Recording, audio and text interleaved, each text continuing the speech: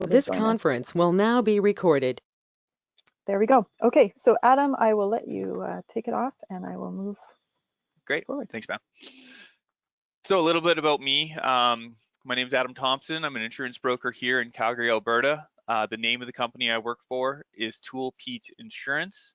Quite a older brokerage here. 120 years we've been in business. I've worked for Tool Pete for 8 of those years. My previous background prior to being an insurance broker was an underwriter, and so I've gotten specialized in a few different areas of insurance. My primary focus for insurance is real estate. I run the Real ProSure program. Under this program, we insure approximately about 7,000 real estate agents across Canada. Under this, it's for general liability. We also get into a few other programs as well too for sports. I insure all the pickleball in Canada, all the yoga in Alberta, and all the gymnastics in Alberta as well too. So that's really an area that I try to specialize in. I spend a lot of time in just developing efficiencies and putting programs together and making sure that obviously it works for the association, but also it works for the members, it works for the insurance companies, and obviously it works for us as well too. And we're going to talk a little bit about, you know, the ins and outs of these insurance programs and how, in my experience, I've created a few in the past and some of the things that I've learned along the way as well too. If you want to get next slide there, Pam. So let's talk about general liability and errors and omissions first. Really, what is general liability? I get this question quite often. It's either referred to as general liability or commercial general liability, and each of those are the same thing. They're talking about a general liability is with respect to a property damage or bodily injury. So somebody's been hurt or property's been damaged, and now we're being blamed for that. And we can easily be caught in some lawsuits or a statement of claim where we haven't done anything wrong. And that's really what I like to say is half of the value of any liability policy that you purchase is not the fact that you have or have not done something wrong. It's the case where an allegation has been brought, and it's important that regardless of this type of allegation, that will always be defended for this allegation. And, you know, especially in my dealings with real estate, I've seen some very interesting claims, some of them which are definitely valid, some of which that are definitely not. So it's still, you know, we have a duty to defend any type of allegations, and the policy will pay out if the allegation includes a statement that we have been negligent in any which way or form. And we're going to talk about a few claims examples here as well too. The other thing that I like to stress and point out on this as well too is that what's the difference between errors and omissions and general liability? That's a question that I get quite often. And with errors and omissions, how I draw the line in the sand is it's claims that are intangible. Somebody is out of money, or it could be even a health concern that could trigger an E&O as well too. But primarily it's an intangible loss. Somebody's out of money, we've done something wrong, we're being sued because of that. So that's really how I look at that. The general liability type claims are typically something that's tangible, that's happened in the real world with respect to, you know, I knocked a painting off the wall, or I caused damage to somebody's house. You know, these kind of claims do come up. There is a requirement for it. And if you want to go to the next slide there, Pam. So let's go through general liability here and just talk about what is included under a general liability policy. Obviously, I mentioned it's bodily injury, it's property damage, but that's not it. There's other coverages that are included under a general liability form automatically. And we get these that are included in any off-the-shelf general liability policy. And obviously it includes bodily injury, property damage, like we discussed. Also products and completed operations. If we've done an installation for mitigation equipment and we install this device incorrectly, or maybe cause damage as a result of installing a mitigation equipment, there's also that exposure as well too that could come back onto us. And it's not always necessarily related back to like property damage. It's just the machine didn't work correctly and it caused something else to be damaged as well too. You have also tenant's legal liability as well. That's in a premises that you would be leasing or renting, and I cause damage to my rented or leased premises, and let's say it's a commercial condo bay and a fire starts in my bay, and it obviously damages my bay and everybody else's bay in this building, the tenant's legal liability will insure my portion of that unit. So it is something that comes up. It should be stated in all leases. So if we do have a lease or a rental agreement, there should be a component that's requiring tenant's legal liability. Also, we have personal and advertising injury. This isn't exactly what it says right on the surface. This is about libel and slander. So this is about people's reputation and reputation harm. And if there's an allegation that we went on Facebook, it's always on Facebook for whatever reason, you know, we say something that we shouldn't have, and now we've got an allegation coming back onto to us. It could be about a competitor, it could be about somebody else. But if it's with respect to a commercial operation, we would have coverage there for something like that. Also, employer's liability. This is in conjunction to WCB or workers' comp. You have employer's liability here and you've got workers' comp on the other side. Workers' comp is a benefits program that pays out obviously if somebody's injured on the job. Some people might pay into it, some people might not. But if I have an employee working for me and they're injured on the job, they could bring suit against me for maybe giving them an unsafe working environment. Employer's liability is going to ensure that allegation that's coming back against me with respect to that. It can either get paid out through employer's liability. Obviously, workers' compensation is a lot easier process, and we don't have to be sued in that process as well too. So it's a little bit better going the WCB route. Medical expenses, somebody gets injured, general liability policies typically always pay an automatic amount, and it's really just to make sure the claim goes away. So maybe we could spend $5,000 right out of the gate on this, appease the third party, and make sure this doesn't actually go to litigation at all. And it's really with the case, obviously, that somebody's been injured, they've incurred medical expenses, and we want to make sure those medical expenses are paid for so they don't have a cause or a reason to come bring claim back to us. And then employee benefits as well too. If we do have an employee, we're offering benefits. If there's an issue with that, we could have, again, an allegation coming back to us on that front. Next slide. Yeah. Nope, back one. Sorry. Errors and omissions. So let's talk about errors and omissions. This is really the driver for us in terms of a premium and in terms of an exposure. Again, with the terminology, we don't make it very easy in the insurance industry sometimes, but errors and omissions is also known as professional liability, and they are one and the same. If somebody says, well, you need to have professional liability in place, they're asking for errors and omissions to be in place. And depending on the contract, depending on how it's written, depending on the requirement, sometimes each of these terminologies can be used, but they are interchangeable. And so errors and omissions insurance is a form of liability insurance. It's different than general liability. And again, it's used for a defense with respect to work that we do, and maybe an inadequate work from negligent action. So we essentially maybe analyze something incorrectly, and then this could come back on an allegation to us to say that you did not detect the radon correctly, thus resulting in this type of damage to me.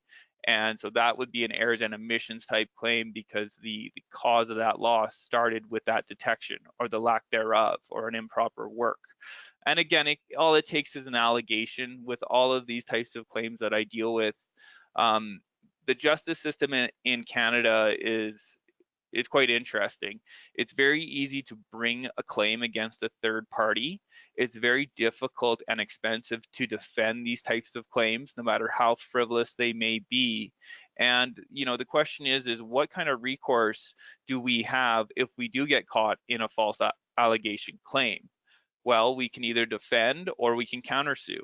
And defending is typically the most economical way.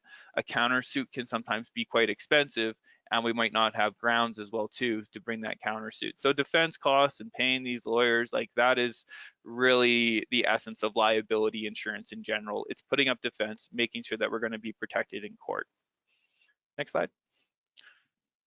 So let's go through the parts of an errors and omissions policy. This is just a standard errors and omissions policy, similar to what we did with the general liability.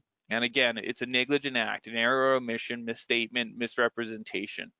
So it's fairly broad in terms of the definition for this, but it's important to understand it excludes a bodily injury or property damage. So it's either going to hopefully be a general liability claim or an errors and omissions claim.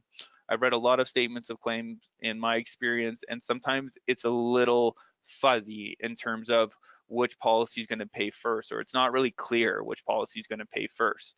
Having your errors and omissions insured with the same insurance company that insures your general liability alleviates some of the issues with that, because it's the same company that's going to pay for the claim.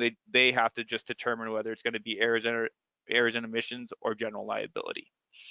Also breach of contract. If we are in a contractual obligation and we did breach that contract for which reason, or there's the allegation, it's going to put up defense for that. Subcontractor. We could have subcontractors working for us in maybe doing a mitigation or any other type of work. And we can be held vicariously liable for the work that these subcontractors do for us. That's why obviously if you're hiring a subcontractor, you want to make sure that they carry their own insurance, because if they don't carry the insurance, then you're insuring the work that they do with respect to the specific job or contract that they're doing.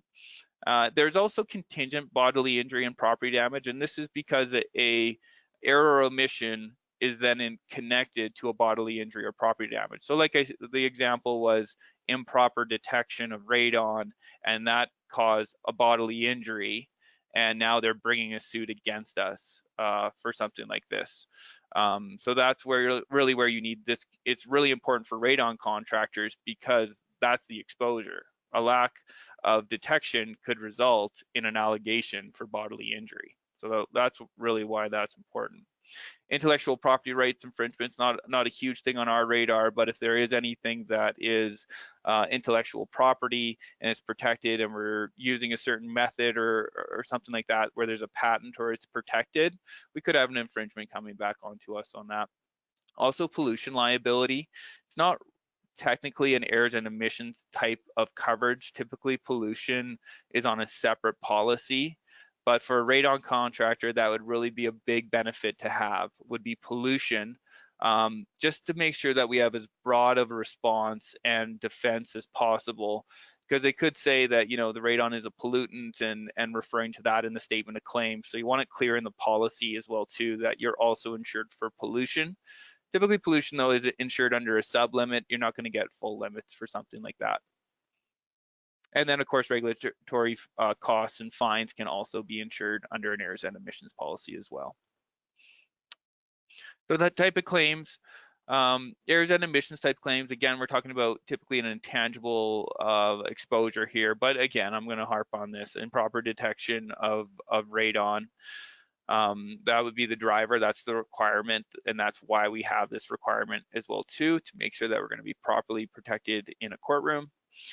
Contractual issues, again, we can get into any of these types of issues. The statements of claims can be quite broad, and they could have errors and omissions allegations in there, and as well as general liability. And then a financial loss to a third party. You did not do this work correctly, so I'm out of pocket because I had to pay a different contractor to do this work, and then they could come back at you at the lawsuit trying to pay for the work that this other contractor has done. General liability type claims, you got bodily injury, property damage. Those are going to be the primary exposures for general liability for a radon contractor. I did have one similar with a contractor here in Alberta, and we were running this program. It was actually for RMS. It was an RMS contractor, and he had come to a property, and they were working on the concrete outside, and I guess this RMS contractor didn't notice that they were working on the concrete and walked right through this brand new concrete that they just poured. We got that statement of claim in from the homeowner, and we had to rip out that concrete and pay for that concrete to get redone. So there's just a little example of something like this.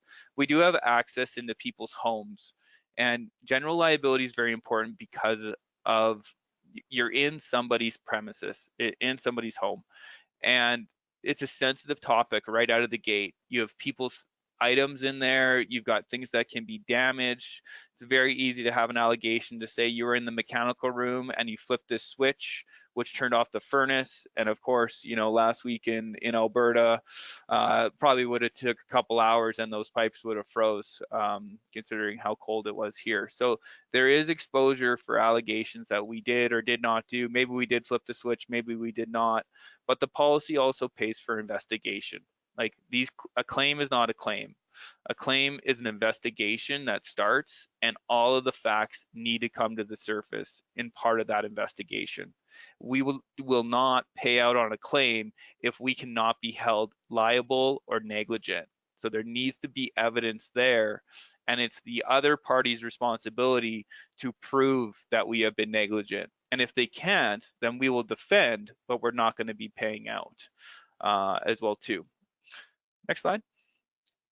So coverage overview. Currently, right now, as it stands, we do have an insurance requirement.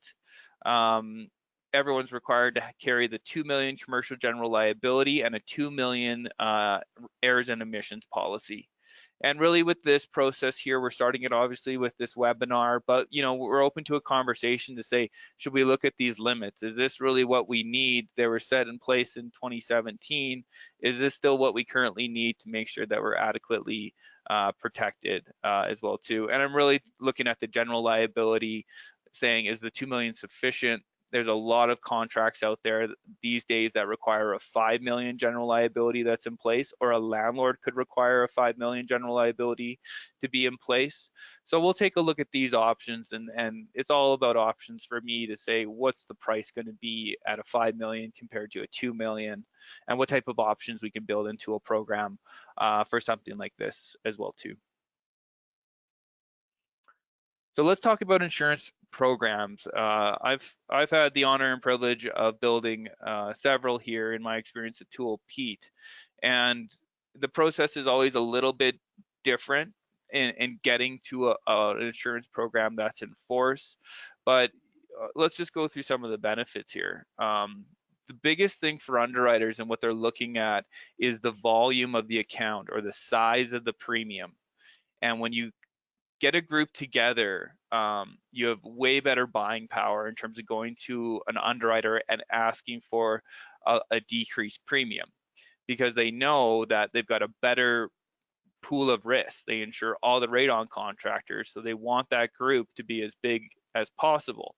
The advantage for us is obviously a reduced cost in doing this as well too, or maybe other coverages that may not be available in the standard marketplace that we can negotiate with this underwriter to say this program needs to include this specific coverage. Pollution, for example, would be something I would be looking at for the radon contractors. A simpler process. I'm sure a lot of the contractors here in this webinar has gone through the insurance process or a renewal for radon contracting. Our industry doesn't always do the best job of making things easy. That's a reality. Sometimes things can be a daunting task, and they can be quite complicated as well too. Large applications, a whole bunch of other things as well too that we can get into this. So again, making that process easier, saving everybody time. That needs to be a key benefit, because if you put an insurance program in place and it takes more time to handle the insurance for either the contractor or the association, then why'd you do it? Okay, maybe it's a cheaper price, but it also should be saving time as well too. And increased value in the coverage, that's what I was talking about with respect to that premium going down, and we're getting now a product available that you just can't go out to the open market and go and get. That needs to be the goal in this process as well too. Additional extensions that can be added.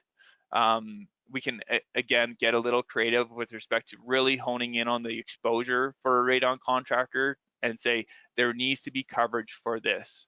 I have had some experience in creating new insurance products that didn't exist in the marketplace prior, but once you have the size and the negotiation power, that's really where you can get creative to say, we would really like some coverage for this specific issue. And if an insurance program ever goes in place, it needs to be alive. So as things change in society and in the real world and exposures, we go back to the drawing board every so often, and we try to make the program that much better in terms of a coverage extension and consistency. It makes it a lot easier knowing that everyone has the same insurance coverage, everyone's with the same insurer. So looking back at the association, they know by checking one policy that everyone has adequate coverage that's in place that's going to meet the insurance requirements as well too. And of course, reduce administration costs for the association and all of this, just making it easier.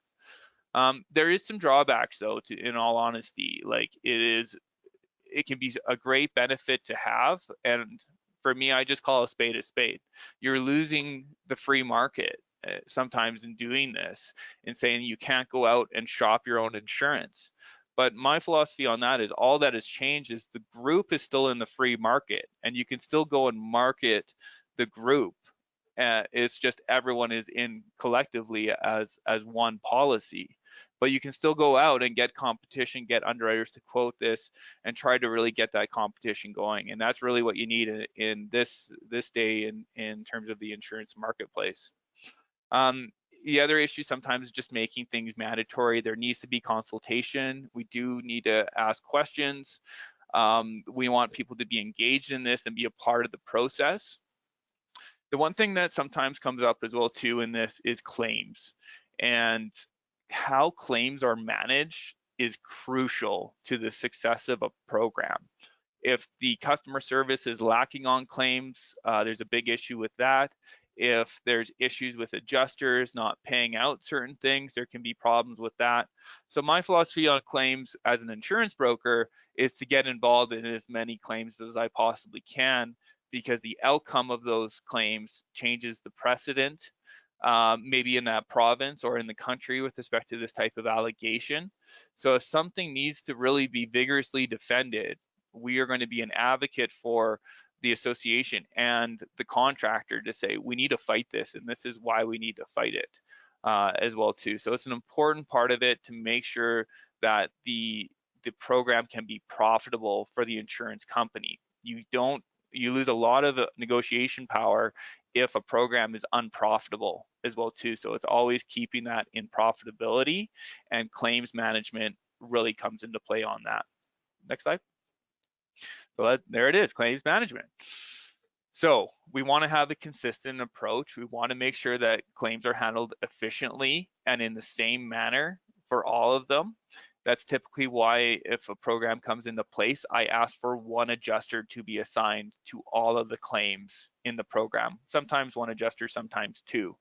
Then we can have a very good open relationship with claims. That's not always common in insurance as well too.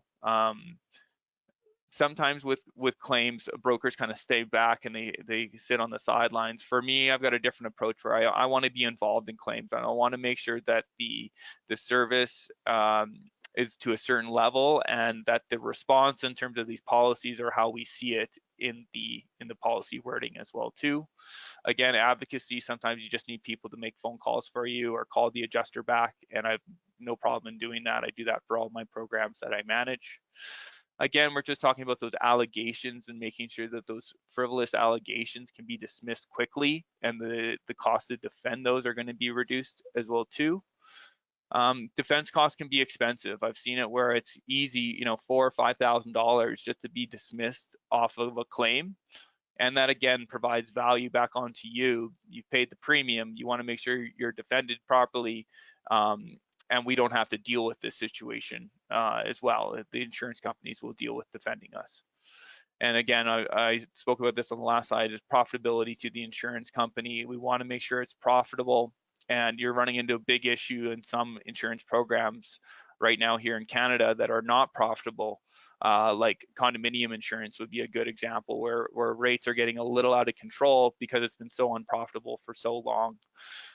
So again, claims management is crucial to the effective, it's curtail, but it should be crucial to an effective insurance program. So it's very, very important. Pam, should we go through some of these questions right now, or should we wait to the end, do you think? I think we'll wait to the end. I think you may actually going to be answering at least one of them that I've seen. Okay, cool. So yeah, let's keep going. Okay, so the named insured endorsements on a policy are important. It's important to understand who is going to be defended under these policies. And again, you want to make that named insured definition as broad as possible. Because if you ever ask a lawyer who gets named on a lawsuit, the response is typically everyone and their dog.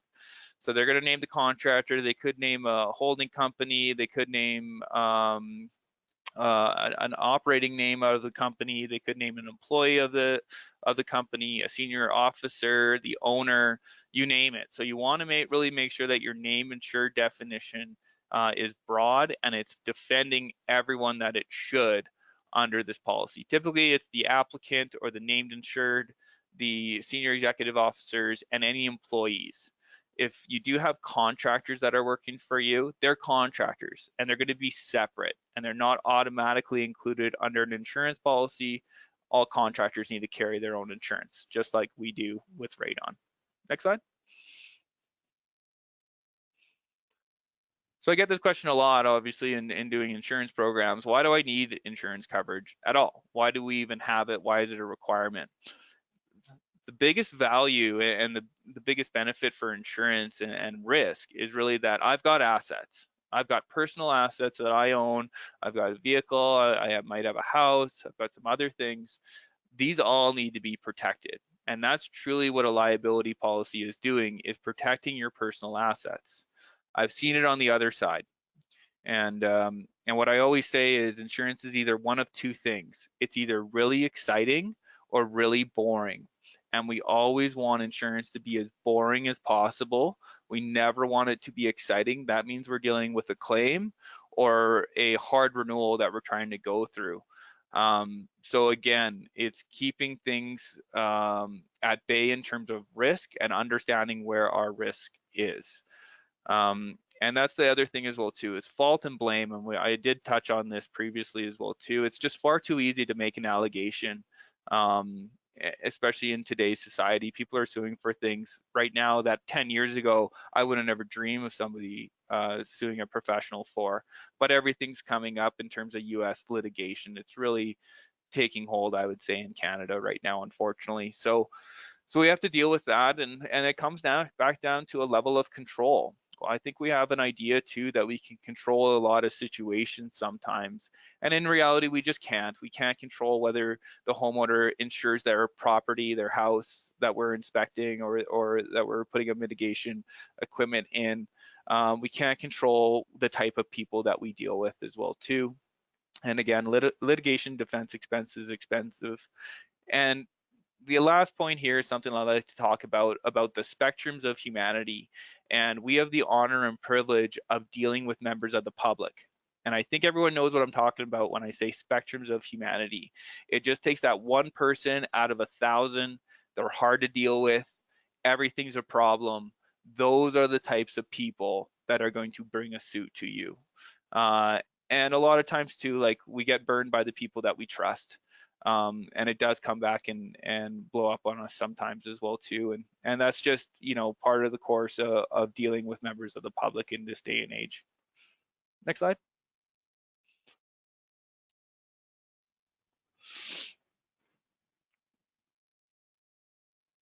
Okay, there we go. Yeah, sorry about that. Sorry about No the worries. mouse issues. I lost my mouse this morning, and so I'm dealing with a backup one. All good, all good. So is this a blanket coverage for the company and all employees?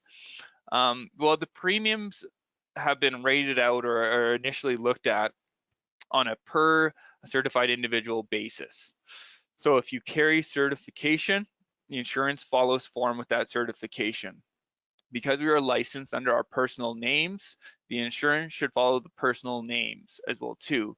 The other thing that you have to watch out for in terms of a blanket coverage, so let's say I get a policy in place and I've got 10 contractors that I insure under one policy.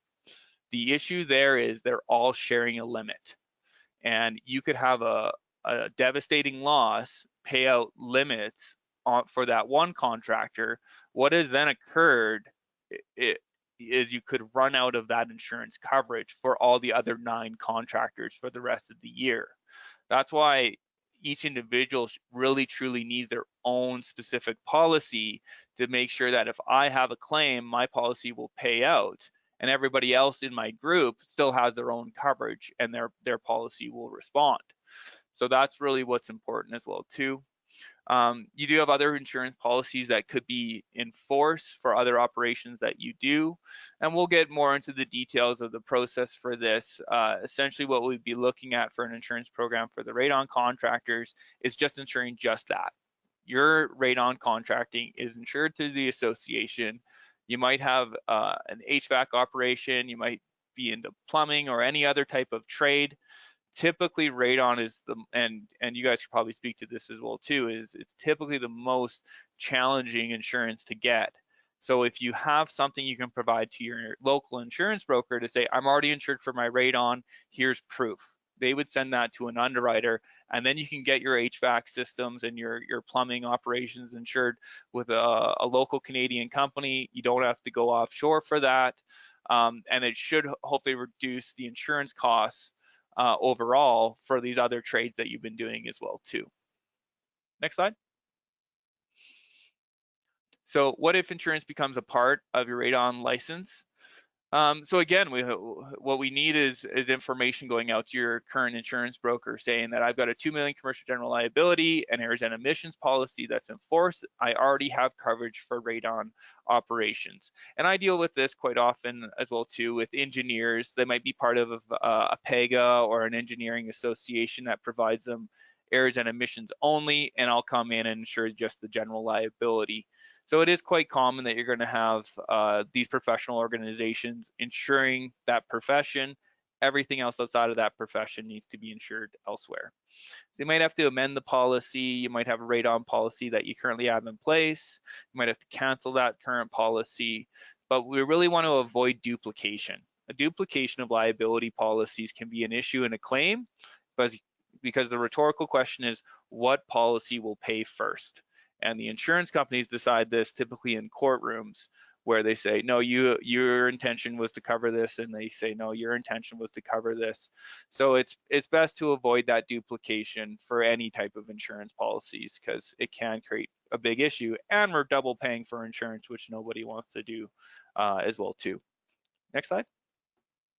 So risk management. So really with this is a crucial part of any industry, I would say, but it all comes back down to education and awareness, making sure that we understand where the risk is. That's the first step, is being aware of it. Once we're aware of it, we know how to control it, to mitigate it, or to insure it, and make sure that we have proper backing for the risk that's out there. Every single risk in the world is insured. I know that's a crazy statement, but it is. It's either insured through an insurance policy or we self-insure these risks and we're just not aware that we're doing so. So that's why it all starts with education. Also making sure that we have very high standards of practice, making sure that that our industry and our contractors are the best that are out there. And we have, again, on the last point, we've got a good, strong reputation out there and the public trusts us. It's a really crucial part of business. It's your reputation, making sure that people can trust you right out of the gate. And it's because of being part of an association like this, it's really important. If the public has trust in the association, then they have trust in the contractors, part of the association. So it all comes back into play as far as I'm concerned. And consistency of service, making sure that the service that we provide from coast to coast is consistent, that it's the same, that we follow the standards and we follow the regulations that are in place as well too. It's very, very important. And it's also used sometimes as a line of defense. All of these can be used as a line of defense. If we're in a courtroom, we say, look, we're educated, we've got very high standards of practice, we're consistent. And when you're consistent, you say, we do this every single time. We do not waver on this. This is what is done. So if the allegation is outside of that, we'll say that doesn't make sense because this is always what we do in every circumstance.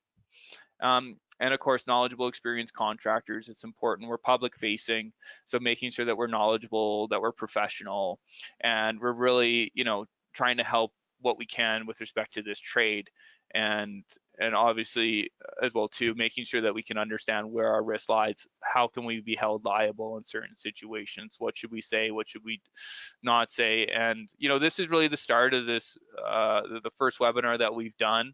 And the more information and education that goes out, the more we're going to be honing in on this as well too, with respect to risk management.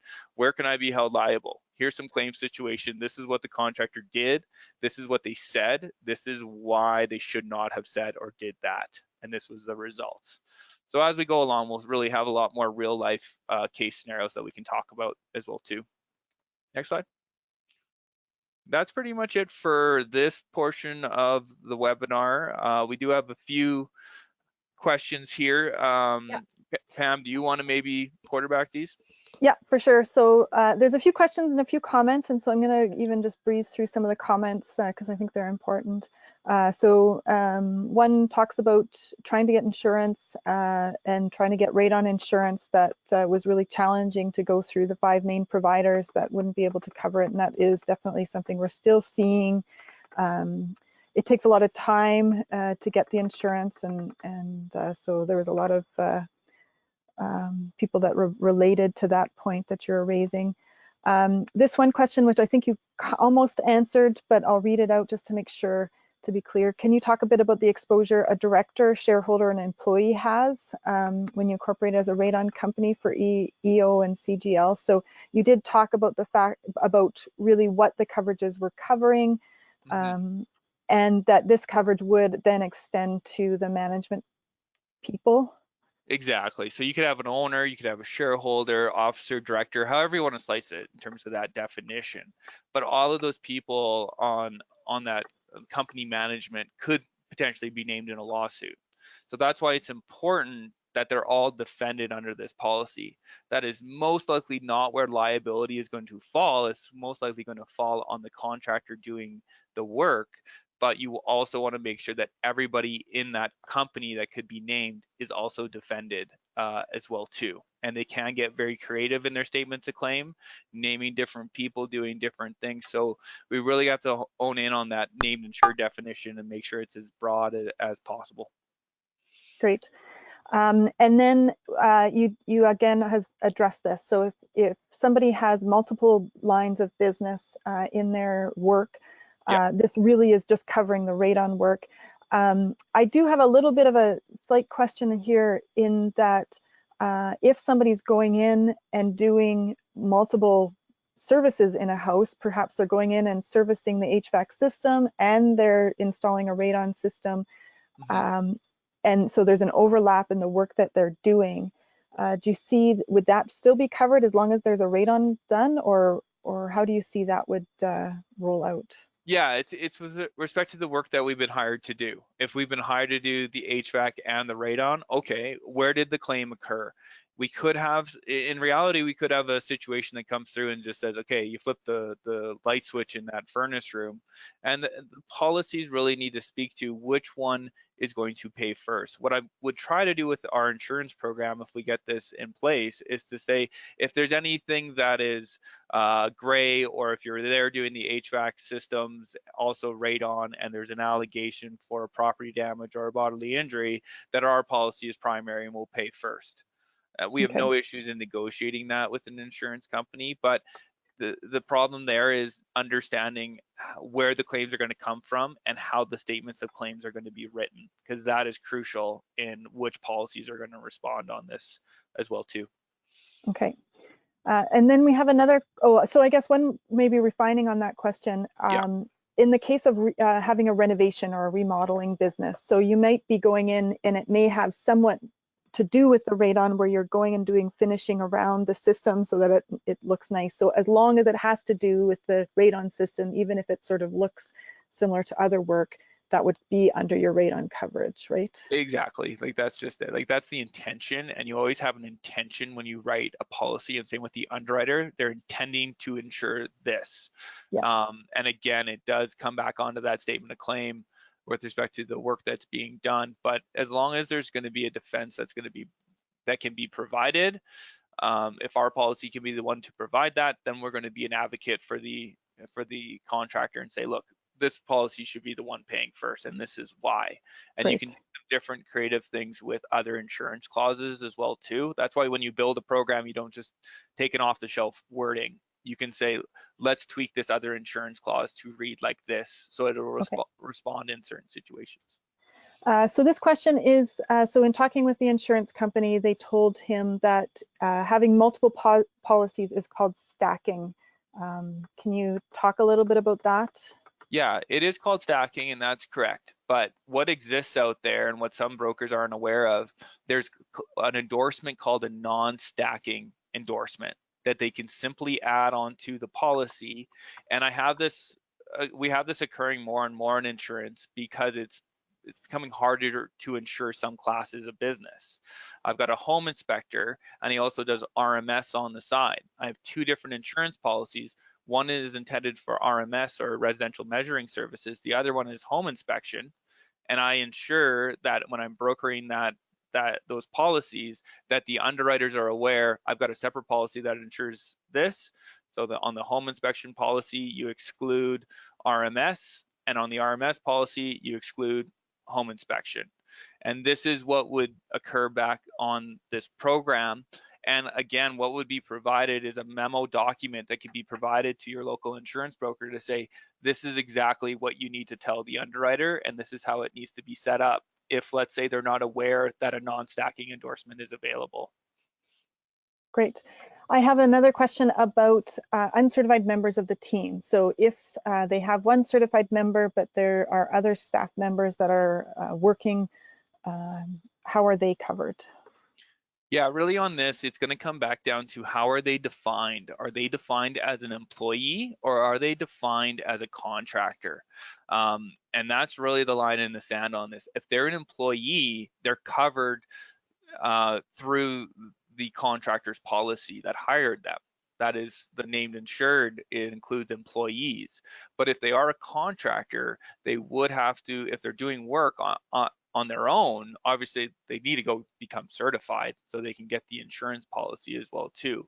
But proper training and education does need to be a part of this program as well too, to ensure that new people coming up that they want to get into radon, we would have to essentially hire them as an employee, or I could maybe change the wording to say people that are in training are included with these conditions as well too. So again, we can get a little creative with respect to hiring of new people and generating more membership in this space as well too. So it's important.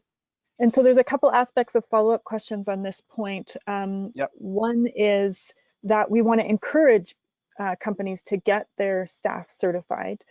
So I know I think you've mentioned that the premium would apply per person, so per certified professional. So even if you have 2 or 3 people in your company, they would pay the premium. And so is there something that we can do to try and ensure that we encourage people to get certified, and maybe charge the premium based on number of projects or sales rather than the number of people certified? So this is one of the follow-up questions. I think it's a really good question, and it depends on the policy structure and what the group wants. The issue that I run into is overcomplication or different options. If we do a program and there's 10 different options and levels of coverage and different premiums that are charged, then essentially you're losing a lot of benefits of that program because it's not easy sometimes to do. But in all of this, you want to make sure that you're ensuring the highest common denominator in this at the lowest possible premium possible. So it all comes back down to economics. If the economics to insure contractors individually under this program are still less than a policy out in the free market that would insure everyone under an umbrella, then the money and the premium really let it speak to say, okay, this is still more economical, this is still a better option, and we get better coverage, and we don't have to share policy limits. Like, that's truly the intent of building something like this. So hopefully that answered the question. Yeah, okay. And so just one more question, which I think we've answered, but I'll just affirm it, that there was an individual that was setting up their radon business and had to set up 2 separate businesses because their insurance company wouldn't cover this. But ideally, if we have this program in place, you would have a certificate to be able to go to the company, say, look, my radon coverage is already covered, so you don't have to cover it. And then the policy should cover the rest of your business. And Adam, are you available as a resource in those circumstances to talk to the insurance brokers in those? 100%. Like that's Yeah, what's really needed here, and that's what's not always common is for me as an insurance broker to reach out to other insurance brokers and say, this is exactly what we did in this case. And obviously, every underwriter might look at this a little bit different, but it comes back down to, again, sharing that information with the local brokers to say, here's exactly what we did. And we do know with our, obviously our market knowledge that this is possible, and because we've done it previously in the past. Sometimes it just comes down to the underwriter that we're dealing with and whether they're going to be open to say, yeah, I can insure your HVAC and your plumbing and everything else, and I'll add on a radon exclusion. Just do that. Exclude great, radon straight up on the declaration page of this policy, knowing that we have this other policy in effect. good. Okay, so then just a couple last questions here. Yep. One is about the fluctuation in pricing. So I'm just going to maybe clarify 2 things before I get you to answer this. So one is that you have gone out already and talked with a company and provided a preliminary insurance package. And so that's Yep. what we provided information on our Facebook page. So for those professionals who've been able to access that, I put the details there, and then I have emailed it out in the past. So we gave kind of some basic coverage, like this is what our first grab was, but you're still going out to different insurance companies to see if we can do something better or what else we can do. And so we know that the rate can fluctuate based on claims. So one of the things you and I have talked about is that we would put some things in place to try and be forward thinking, like we would talk about claims and try and make sure that we educate as soon as we hear about some claims happening, that we educate the rest of our certified professionals to try and improve standards and professionalism and reduce the amount of future claims. But the reality is that prices fluctuate. Do you anticipate what might happen in the first few years as for price of the policy? I really wish I always knew that information, but here's my prediction, just a general prediction on something like this. If the education and the certification regulation is tight and we have a good, robust framework to work within with respect to that, we've got a higher standard of practice, which theoretically should result in less claims, which should result in profitability to the insurance company. And that's the real thing is, did this program and policy, was it profitable for the insurance company or was it not? And when it's not profitable, that's where you're truly seeing these spikes in premiums. But from what I've done in my research and what I've seen is there's very few radon claims here in Canada, at least so far, knock on wood. So let's say that the past trends in the last 5 years continue in the future, I could only see this being, in my prediction, profitable as long as no claims come up, which would provide stability. So you're looking for 2 things when it comes to a program: sustainability and profitability for the insurance company. That's really what you're looking at. So if I ever set up a program, my intent is always to continue this program at the same or similar premium for the next 5 to 10 years, because that's how I'm mapping it out with respect to a program. I'm looking at where is this going to be in 5 years, where is it going to be in 10 years. And just for an example, and I can't obviously promise anything for radon contractors, but we put our real estate program in place in 2008. So we just finished our 11th year under that real estate program. And in 11 years, we have not increased premiums $1. In a lot of ways, they've actually gone down. So if it is managed properly, I'm looking at that consistency and stability moving forward, and that's what we want. Great. Okay. So we just have a couple minutes left, and I wanted to squeeze in a couple. I have one more question that I want to get to, but I wanted to squeeze in a couple things. So we sent out an insurance survey to get your feedback from our professionals, and so we've had a handful of people, so not nearly our full group of certified professionals fill it in yet. And so the colors on the left are people who are only measurement certified, and the ones on the right are those who are both measurement and mitigation, or just mitigation certified. So currently our program is only mandatory for our mitigation professionals, but really we're looking at rolling this out. So the price really will be based on numbers. So I went out and originally gave Adam a number of professionals that we were anticipating being part of the program. And so that really is the key to get a good rate. The coverage, unless I'm wrong, Adam, would apply to both measurement and mitigation professionals. Correct. So that is the idea. But that's part of the decision making now, is if we apply this blanket program right across the board for both off the hop, or do we focus just on our mitigation professionals? Of course, we'll have more numbers if we do both, but just the mitigation covers our requirements. So are you currently carrying a separate insurance policy for your business? So we had about 25 people complete this survey, I believe, or 25 people complete this survey. So of the measurement professionals that answered, 1/4 of them do have a policy for radon, a separate policy, and 3/4 don't. We're seeing more yeses for our mitigation professionals, as we kind of expected. And then have you verified your coverage?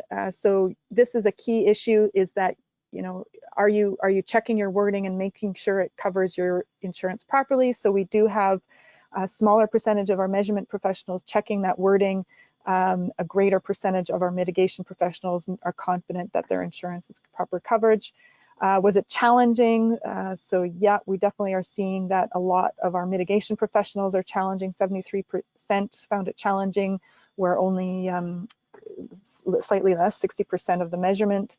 Would you be in favor of a cost effective mandatory insurance program?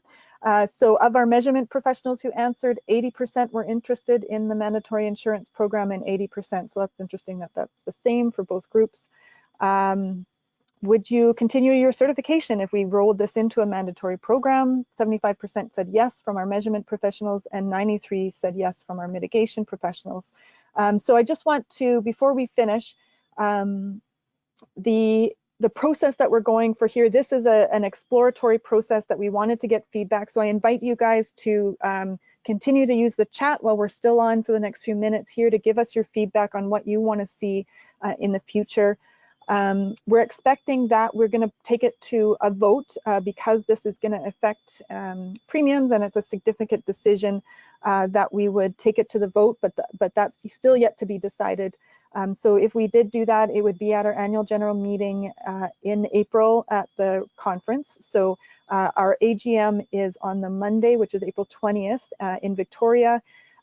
Last year we had a way of voting on the board of directors online, and so we will look at that option again this year. So so keep an eye open for that. We will continue to gather, so we might send out another survey as we gather more information. Adam's going to get some more information from companies, so if anything changes in what he's able to put together, we'll communicate that with you. And so that's the process. So we really want to engage. We want to design this program for you, but we're going in cautiously because it now, you know, will be a significant cost increase on the mandatory fees from our side. But we really are doing it hoping that it'll decrease the costs that you guys and the time that you're spending on your side. And then I'm just going to do a quick announcement. So for those who haven't already registered, the conference is coming up. It's a great opportunity to network together. We expect it to be bigger than ever this year. And of course, being in Victoria, BC, it's a great location. So don't forget to register there. We did check our hotel reservations. So we have registered a small block with the Fairmont Hotel because we thought, you know, there's some people that would like the lifetime experience of getting into the Fairmont Empress. So there are a lot of rooms getting booked up there. So if you're wanting to get into the Fairmont, you can book in there. We also booked at the Marriott, which has a little bit newer options. It's a newer hotel. So you can book in there, but really there is lots of options in Victoria that you can book in. And so you don't have to stay at the conference. We just know lots of people like to be close to each other and stay at the conference hotel. There are some other things coming up. We've got our Kelowna course coming up next week, which is actually full. So we will be scheduling new courses across the next year. But that one is not coming up. And just so you know, there is a European Radon Work coming up in February. So there is information on our CARST conference if you're interested in going to Vienna for that. We are having a CARST webinar in March to talk about residential tenancy issues. So it's just a broad discussion to start talking about it. And we would like to start somewhere. So that's where we're starting. And then to see and hopefully come up with some actions on how to move forward with a plan to deal with landlord and tenants issues to do with radon. The CRPA conference, there are physics cousins, I suppose you could say.